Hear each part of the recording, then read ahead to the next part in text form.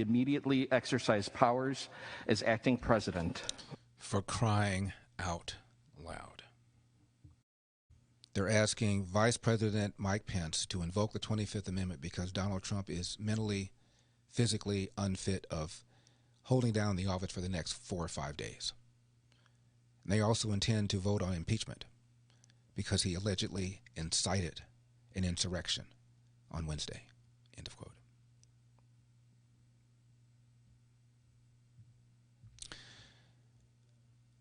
Joe Biden, after he felt that he was the official winner of the election, gave a speech.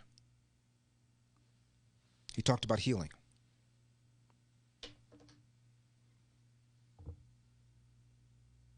Has Joe Biden picked up the phone, called Nancy Pelosi, called Denny Stoyer, called Chuck Schumer and said, look, this is stupid? Everybody knows that a new administration has a very short window during which he can get things done. And I'm supposed to clog up my early weeks, if not months, of the administration with an impeachment and a trial in the Senate?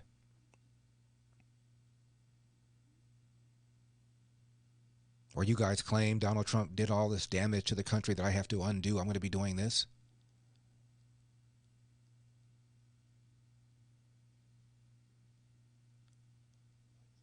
Are these guys have the ability to do that? Do they have the ability to do that? They talk a good game. This is the time to heal in America. So you're going to impeach Donald Trump for saying the same thing that Hillary said for 4 years, and that is that the election was stolen. Hillary used the S word, as I said many, many, many times. You guys didn't say squat. Weeks before the election, she told Joe Biden if it's a close election, and it was, 40,000 votes, according to Steve Kornacki of MSNBC, and you can't get more left than those guys. 40,000 votes could have swung the election in favor of Trump. She told Joe Biden, in the event that there's a close election, do not concede under any circumstances. And for 4 years, you referred to Donald Trump as a monster, as a fascist, as a Hitler, as a Stalin. Now, why shouldn't we believe that you'll do anything, everything, up to and including fraudulently manipulating an election in order to stop a fascist and a Hitler and a Nazi? That's why so many Republicans are so suspicious about everything. Can you blame them? Now, I said it over and over again, the evidence insufficient to turn over the election. You can't convince any of the 8 or whatever it is elected Republican officials statewide. All of them are Republicans, statewide officials in Georgia, every single one of them. And all but one of the members of the Georgia Board of Elections is a Republican. You can't convince one of them that the election in Georgia was fraudulently conducted, irregularly conducted, or manipulated, or whatever have you. You can't convince one of them? Not the governor, not the Secretary of State, not any of the members of the Board of Elections? And they're all part of the deep state? I'm sorry.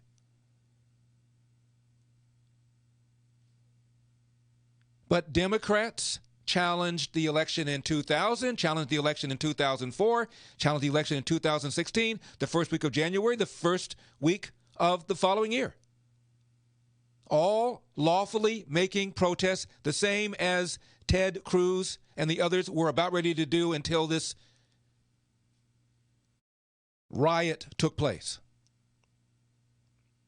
Did any of you tell Hillary to stop referring to President Trump as illegitimate? Of course not. Because you benefited. 78%, according to Gallup. That's a poll you guys like. 78% of Democrats believe not just that the Russians interfered, which everybody agreed with, including Trump, but that the interference changed the outcome of the election in favor of Trump. Jay Johnson testified, yeah, no evidence whatsoever they changed vote tallies. They tried to get in the machines. They did nothing. As far as what impact they had on whether or not people thought this or that psychologically, I have no idea. But I can tell you they did not manipulate the vote tallies. Well, 78% of Democrats believe the Russian activity changed the outcome of the vote. You believe that? But you don't want Republicans to believe what they saw on the videotape, where somebody appeared to be picking up ballots underneath the desk? Now, I understand there's an explanation for that. But you believe, 78% of you believe that but for Russian interference, Donald Trump would not be president, but you want Republicans to ignore 1,000 signed affidavits? Not fair.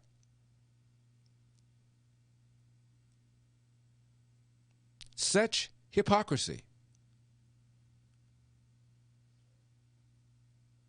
Now, Joe Biden has an opportunity.